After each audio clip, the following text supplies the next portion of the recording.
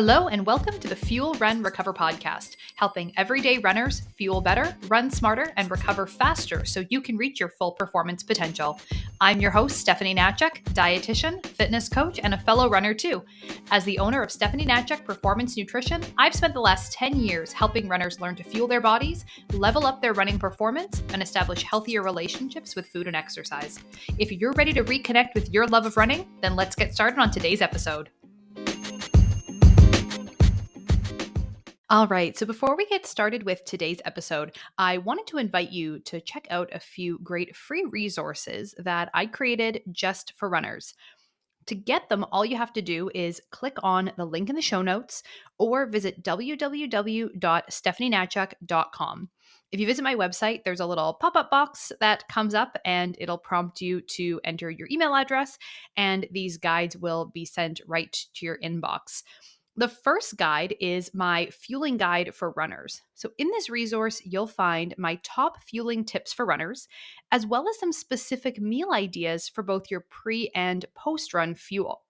If you've been struggling to understand what to eat when to support your running and just figuring out what those meal ideas, what those meals look like, what kind of foods you should be including before versus after you run, what the difference is between pre and post run fueling, then this guide is exactly what you need to get you started on the right path.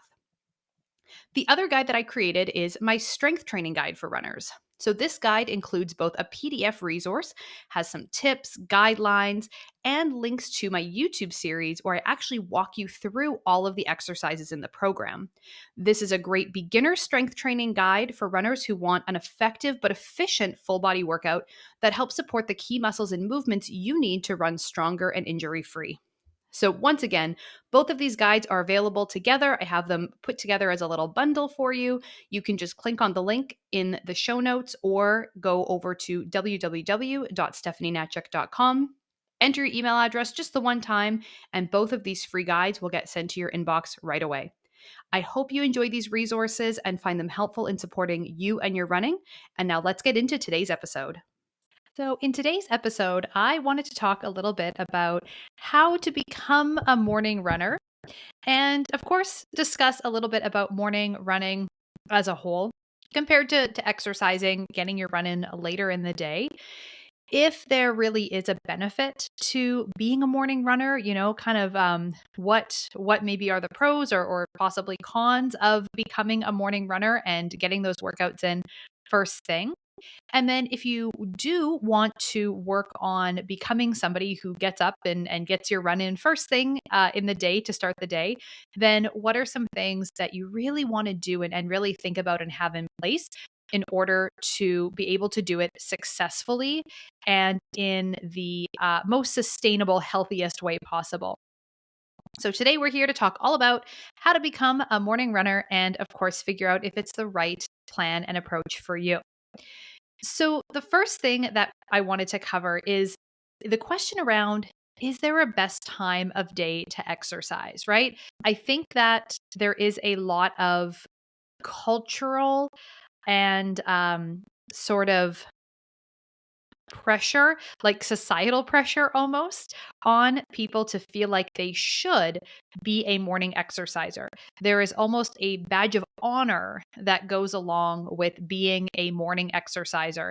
The earlier, the better, right? The earlier you get up, the earlier you're out the door, the more kind of hardcore you're seen as in the running community. And there's definitely, a little bit of pride that can sometimes go along with people being very dedicated morning runners. But if we look at the science around time of day and exercise, what does the research really suggest or recommend around the best time of day to get a workout in? Now, what's very, very interesting is that when we look at the research around exercise and the best time of day to exercise, we actually see that peak performance, so our best endurance and our best strength, happens a little bit later in the day. So it's actually sort of afternoon into the early evening hours that our circadian rhythm, which is our body's natural sleep wake cycle, it's actually during the afternoon and into those early evening hours that we see all of those things sort of peak in terms of our performance. So if you are thinking that you need to become a morning runner because that's the best time of day to exercise and that, you're going to get the best results and performance and whatever from being a morning runner, that actually may not be the case. And you might find that exercising a little bit later in the day, kind of, after those typical 9 to 5 work hours or whatever your work schedule looks like, might actually give you a little bit of an advantage. However, the reality in the racing world of running is that the vast majority of races do start very, very early in the day. Like most road races are going to be getting you out and going well before 9 a.m. Some of them even starting as early as 6 in the morning. So I do think that while maybe peak performance does happen when we train later in the day, there's a huge benefit to having a lot of practice and having experience with getting up and getting a workout in first thing in the morning. So it's not such a shock to your system to always exercise later in the day and then on race day needing to get up and go get that workout in first thing in the morning, because that can definitely be a big struggle. When we look at some of the benefits of morning exercise, though, it's not all about performance, right? Like that's one factor that some people may want to consider, but that's not necessarily the be all end all to why we might want to get in a morning workout.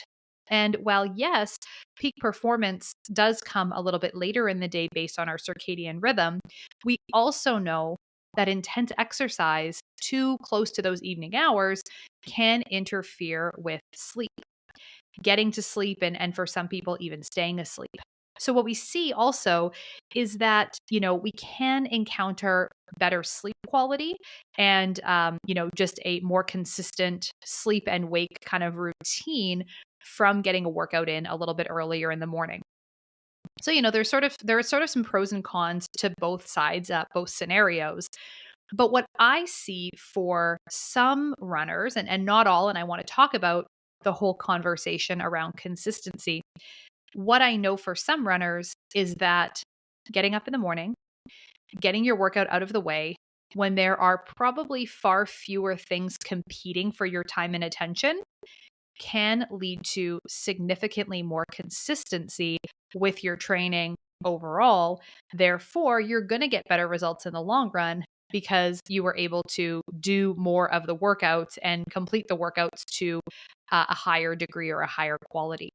So it's not so much that we have better performance in the morning, which we know the science doesn't really support, but actually it might be more of a consistency thing, and the fact that, you're not maybe often skipping a workout because you've got other obligations or commitments, or maybe cutting it short, not being able to do exactly what's on the plan, like whatever. I mean, evenings can often be a very chaotic time for a lot of us.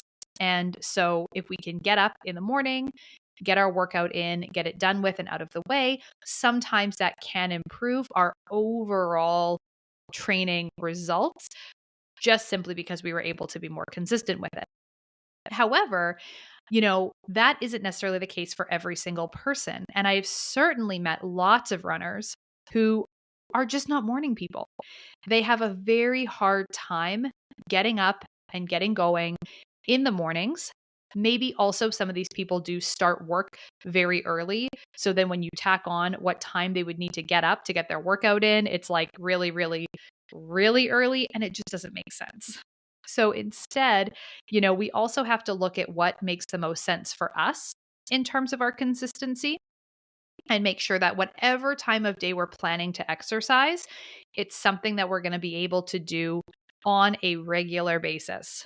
For some people who have really variable work schedules on different days of the week, and maybe you work shifts that are kind of all over the place, consistency for you might not necessarily be one certain time of day that you're training.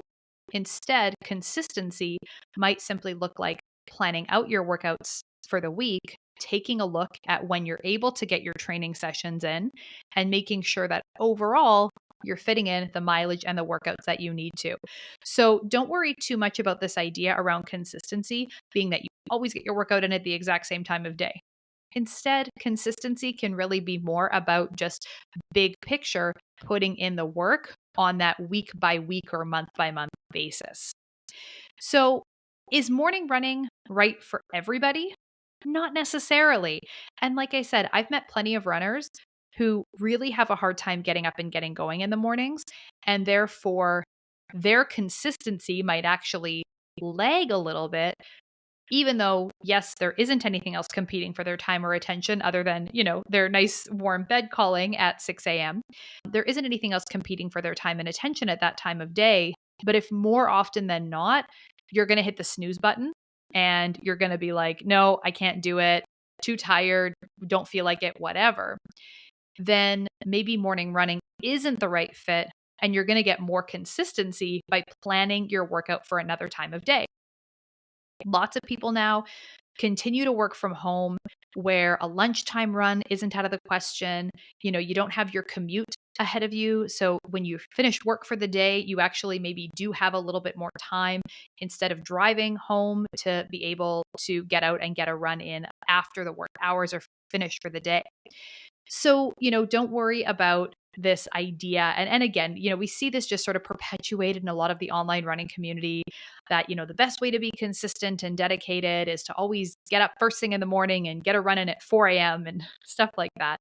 And really, none of that is necessary to be a great runner, a consistent runner, a dedicated runner, any of that kind of stuff. It's just looking at what's going to work best for me, what's realistic, what's sustainable, and what's going to give me that consistency that I need. So, next, I wanted to talk a little bit about my morning running journey and how I ultimately did personally become a morning runner. And despite my thoughts here around the fact that not everyone needs to do it and it's not the best way to do things, yes, I confess I am one of those very annoying to those around me sometimes running morning runners who gets up pretty early in the morning. I do not like to wake up before 5 a.m. I think that I don't want to see a 4 on the clock when I wake up. But somebody who does find that, getting up and getting it out of the way first thing in the morning did ultimately lead me to have more consistency. And I wanted to share a little bit more about how that evolved over time. So basically, how it all started was way back when I was a baby personal trainer. We're talking the year 2009 when I had my very first personal training job at one of those big box sort of gyms. And we were all the new hires, all the new personal trainers who had all been hired on at about the same time. We were all sitting around, and the manager basically said, I've got a few clients who are sort of like lined up and are looking for a trainer. Is anybody open to seeing people kind of early morning before work? Now, mind you, this was a 24-hour gym, so there was no limit on how early we could have started working with these clients. But I wanted the clients, I wanted the business, and so my hand shot up first, and I was like, I'll do it. Great. Okay. So here I am, getting to the gym at 5:30, 6 in the morning, like it's dark out for the vast majority of the year. The sun is not up for quite a few hours after that. But it got me, starting to be up and be out the door. And, I'd see those first couple of clients in the morning.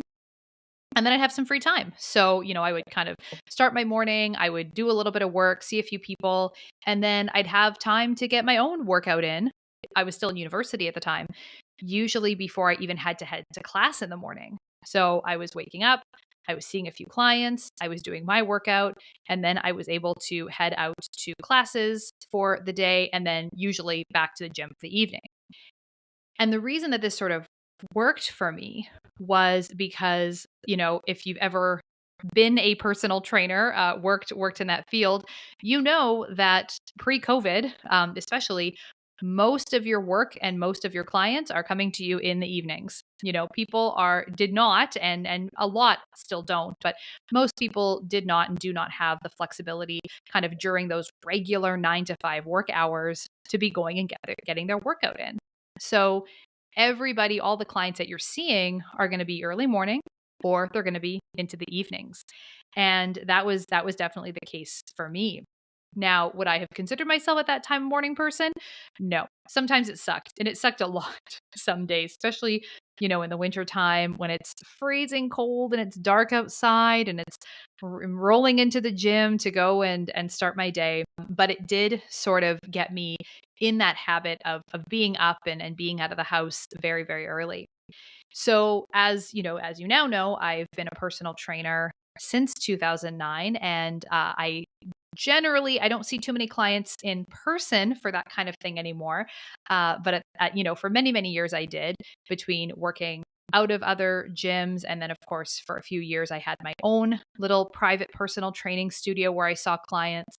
And it just, happened to be that the time that I could be most consistent with my training was getting it in first thing in the morning.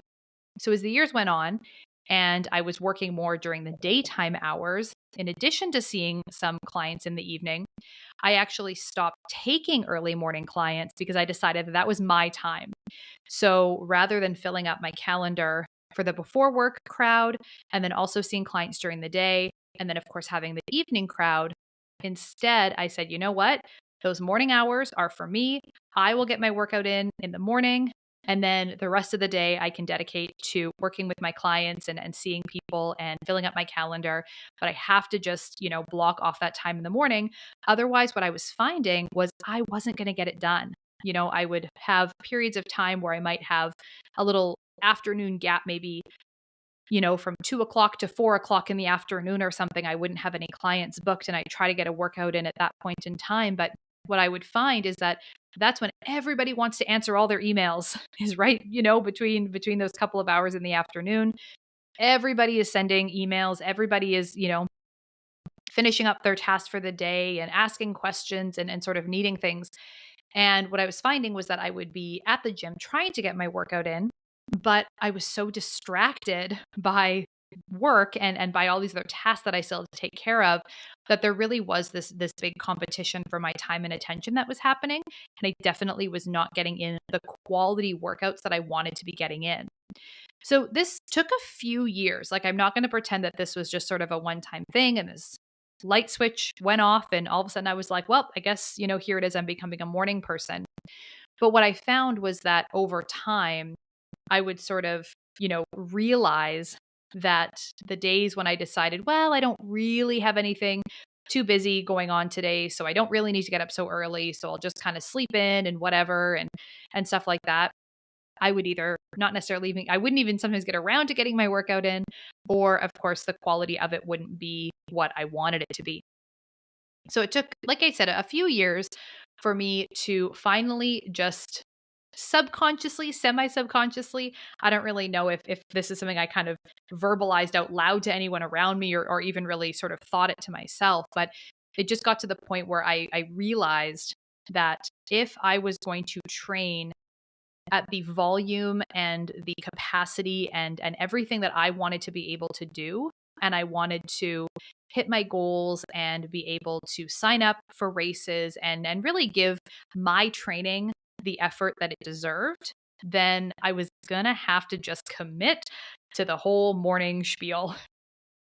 But this at the end of the day was a really good thing to be committed to, because eventually, once I did move into working, basically, you know, I'll call it sort of your regular standard 9 to 5 type of hours. Once I moved into doing work like that more often than not, then, the early mornings, getting a workout in first thing really was the only time of day that I had.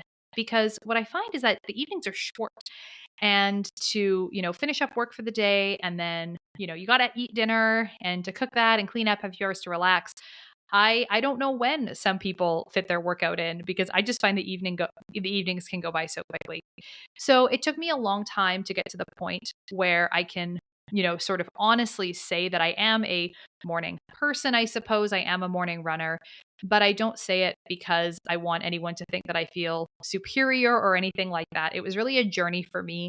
And it was something that ultimately, at the end of the day, was really the big key to my consistency with my training. That may not be the case for you, depending on your work schedule, your shifts, what time you prefer to go to bed and wake up in the morning.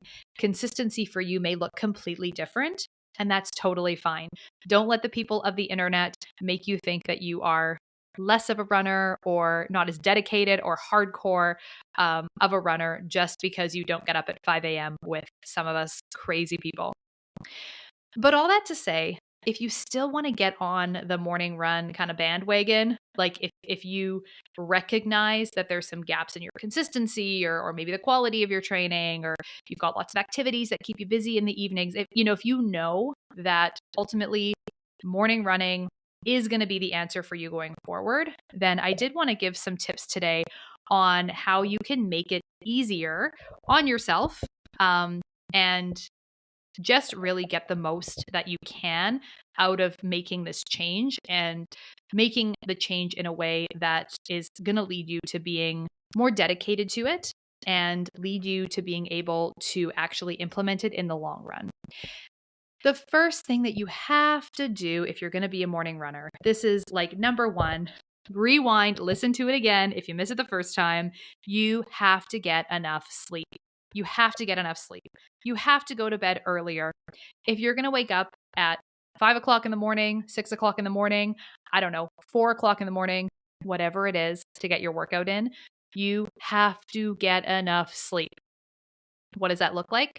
That is 7 or more hours per night. So that means that, yes, sometimes you are going to be going to bed well before 10 p.m. You might find yourself in bed before 9 p.m. on the odd night.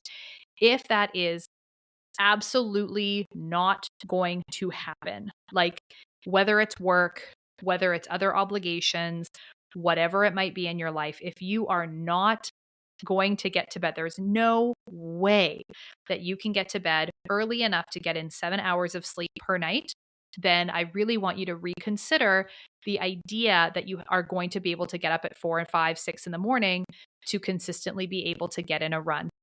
It's not enough sleep. And the most important thing that's missing from so many runners' recovery programs is that adequate quality sleep most nights of the week. Are we all 100%? No, of course not. No one's 100% with any of this stuff, but you have to be able to prioritize it. And if you look at your calendar, if you look at your schedule and you're like, that's probably not a reality for me, then we just got to find another time of day to get your training in, and that's totally fine. But the first thing we have to do is make sure that we've planned for the quality rest that we really need. If you're currently a little bit of a night owl and you're someone who does stay up a little bit later and sleeps in a little bit later, this does not mean that you can't shift your circadian rhythm and that you can't shift your kind of sleep wake cycles to start getting up earlier in the morning. Absolutely. I mean, our bodies are very adaptable, and we can definitely change these things about ourselves to kind of shift to an earlier schedule. But it's going to take some time. Give yourself some time to kind of make that shift and just work into it slowly. But what I don't want to see is someone staying up until midnight or 1 o'clock in the morning, thinking that they're going to be able to just get up for a 5 or 6 a.m. run on a consistent basis and not run into problems with recovery, fatigue, injuries, all of that stuff that we don't want. The second thing we have to do is set ourselves up for success. This means getting yourself organized the night before, whether that's your fuel, it might be your hydration, putting all the stuff you need by the door, getting your running clothes, laying them out, like all the stuff you've probably heard before. But really being organized and setting yourself up for success is critical to the consistency and, being able to spend the time you need on your training in the morning. I don't know what it is about the early morning hours, but it's almost like the time moves twice as quickly as it does at any other time of day. Like I can set my alarm for 5 o'clock in the morning, and all of a sudden it's like I blink my eyes and it's 5:45.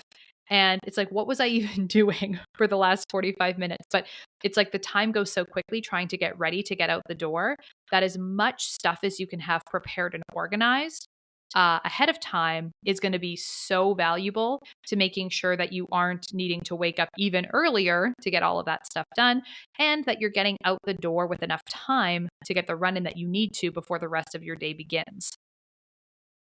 Within that, the organization and the preparation and all of that stuff is you're going to have to be prepared for some dark and some probably very cold weather. Now, where I live here in Manitoba, we get like cold, cold. So it doesn't matter if you go out for a run at 5 in the morning or you go out at noon. If it's -40, it's -40. Like it's freezing out there. And the time of day doesn't make a huge difference. But depending on where you live, the change in temperature from kind of day to night might be more significant.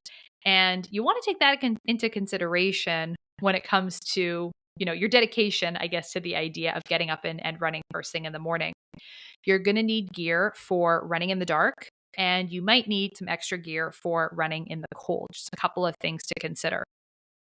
Again, if those are no-goes for you, if those are kind of hard stops for you, which for me, absolutely. Like I am not a consistent outdoor early morning winter runner by any means.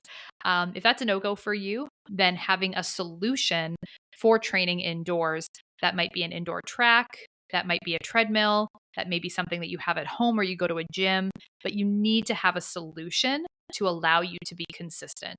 Because again, if we have maybe intentions or aspirations of getting up and putting on all of our gear and our headlamp and getting out there at 5 o'clock in the morning, but when that time and that day comes to turn off your alarm and get out of bed and execute that plan, if that's not happening on a consistent basis, we just need to have another solution. Again, there is nothing wrong with you. There is nothing better about running outdoors in the dead of winter versus sticking to the treadmill in the dead of winter. It's all completely fine. It all counts. We are all still valuable runners just because we run on the treadmill when it's -40 outside. But just know yourself and know what's going to be logical and practical for you and plan accordingly. The next tip that I have for you is to be consistent. So this is for people who maybe do work a little bit of irregular hours, or you're not necessarily exercising 5 days a week or whatever that is. And you don't necessarily have to get up very early in the morning every single day. It is so much easier on your body and sort of your system if you are consistent with your wake up and your sleep timing. So it is much harder to get up at 5 in the morning if you only do that every second or third day, or maybe just a couple times throughout the week. Instead, even if you don't have to get up very early in the morning on some days, it is best to just be consistent and have that morning routine that allows your system, your circadian rhythm, to adjust to this being our wake up time, this being our sleep time, and sticking to that as much as you possibly can. Weekends can be tough. I'll be the first to admit that sometimes weekends definitely throw us off a little bit. But overall, we don't want to be, going to bed at 1 o'clock and sleeping until 10 and then trying to go to bed at 9 so we can wake up at 5, and then just being all over the place with those sleep wake cycles, because it makes it very hard to get the amount and the quality rest that we really need. We're going to be overtired sometimes, we're going to be not tired at other times, and it's just going to be really difficult for us to be able to stick with this in the long run. So being consistent, having that morning routine, even on the days that we don't have to, hopefully you'll find that you either are getting in more cross training, maybe more strength training workouts on your non-run days, or you're finding other ways to fill that morning time in a way that's maybe enjoyable and de-stressing for you. We can also use that morning routine to take other tasks off our plates. So anything that you don't have to get done first thing in the morning, move to another time of day if the sort of goal and the priority is getting in that run. The next thing we have to do is we have to remember to fuel, and we have to remember to hydrate.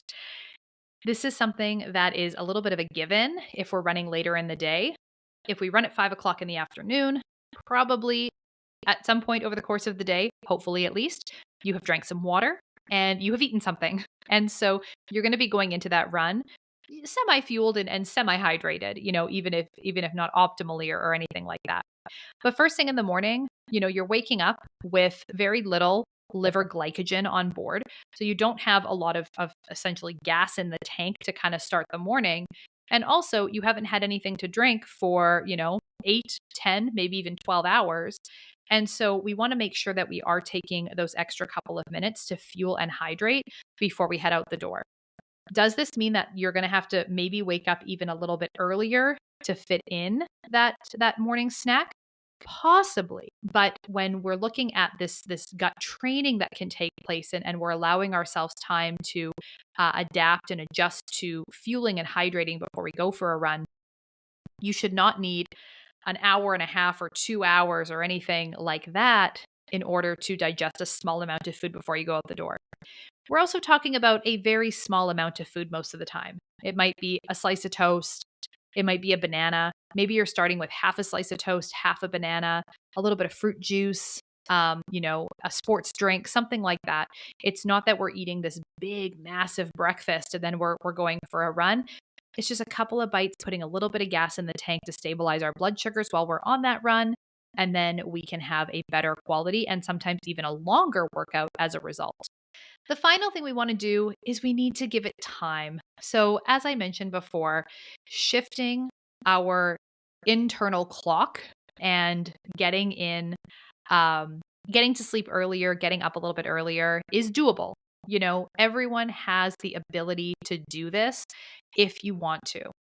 It just isn't something that happens overnight. It's something that does take some time and it takes a little bit of adjustment. Sometimes it takes slowly shifting your clock, maybe it's 30 minutes or just a little bit at a time so that you can eventually reach the point where you're still getting that quality rest that you need, just in a little bit of a different schedule. So don't expect that you are going to jump out of bed at 5 o'clock in the morning and go get your workout in after even just a week or two of trialing this. It's going to be an adjustment and it's going to be a process. But if it's going to ultimately help you get more consistent with your training, get in better quality sessions, have more time for both your workouts and your other life obligations, then it's absolutely worth it in the long run. So that is everything that I wanted to share with you today about how to become a morning runner.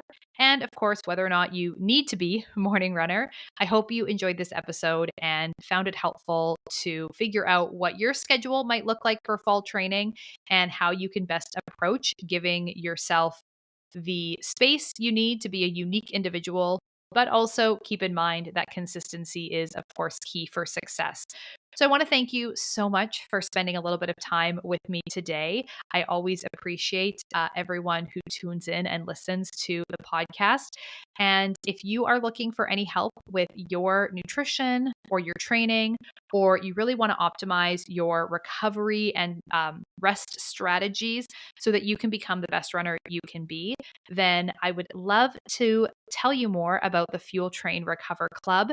That is my online group program that is specifically created for runners who want to learn the fueling strategies they need to perform better, the training strategies that will get you working smarter, not harder, and of course, how to tie it all together with the right type of recovery and how to get enough rest so that you can really become the best runner you can be and reconnect with that love of running that I know is in there somewhere for you. So you can get more details about the Fuel Train Recover Club by visiting www.stephanienatchik.com. And of course, the link to that will be in the show notes. I would love to have you join us in this online group program. It is really fun. It's really informative, and it's definitely changing the lives of runners every single day. So that is it for today. Thank you again for tuning in, and we'll see you next week in our episode that is coming up every Tuesday. Bye for now.